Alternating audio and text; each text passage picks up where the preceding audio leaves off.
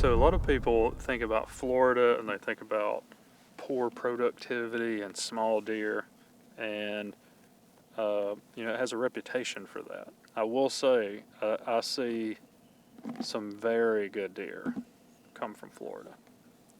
Really high quality, big antlered deer. They are fewer and far between, but a lot of people associate that with this poor soil productivity. So you can see how sandy it is, and I've literally got handfuls of pine straw when I'm just filling around in the soil. And I think that's one thing that we need to really talk about from a deer productivity standpoint. How do we still grow some really big deer, especially in a context like we're in right now, where we don't have any supplementation close? Like, it's not coming from supplemental feeding or even food plots. The deer in situations like this are actually taking advantage of one of our primary management practices, which is prescribed fire. So if you look out here behind me, this is a recently burned area. It was burned in early February, I'm guessing, based on the structure of it. We're kind of in mid-February, and you can see we already have this green up happening.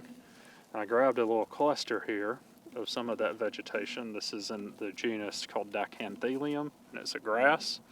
And this is the overwintering clump of grass that it overwinters like that, and it'll bolt, and you'll see kind of this explosion of seeds during the summer. This is actually grass that deer will eat to some higher extent. You can see this one got burned, and during the late winter like we're in right now, it'll be some of the only green around, especially if the area hasn't been burned. So another key thing about this is it hoards calcium, so it's really high calcium content, and you'll see them nibbling around. A lot of other species like rabbits, for instance, will also eat that. So you may have noticed I said a lot of things aren't green unless there's fire involved. That's one of the advantages of having fire. As you can see back behind me here, even though we're in February, we have a flush of green coming after this fire. And deer will come in here and really eat on that. And a lot of the work that has come from my lab with fire has shown very clearly that the vegetation that's resprouting, not only is it green and luscious and high quality because of that, but the quality of the succulent tissue itself is also higher than it would be if it was succulent tissue in an area that was not burned. So we kind of, if we say that as simply as possible, when we have fire in Florida, even if it's dormant season fire like this, we still have a resource pulse that happens in the vegetation.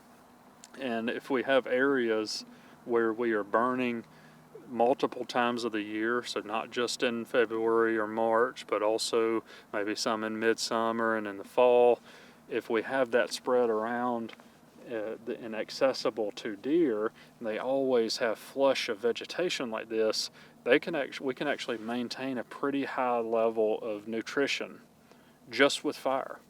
And that's one of the things that's really special about Florida, is it's so flammable, and fire has been such an important part of the systems. The reason that we have these pines and the characteristics associated with those pines are related to the fire regimes here.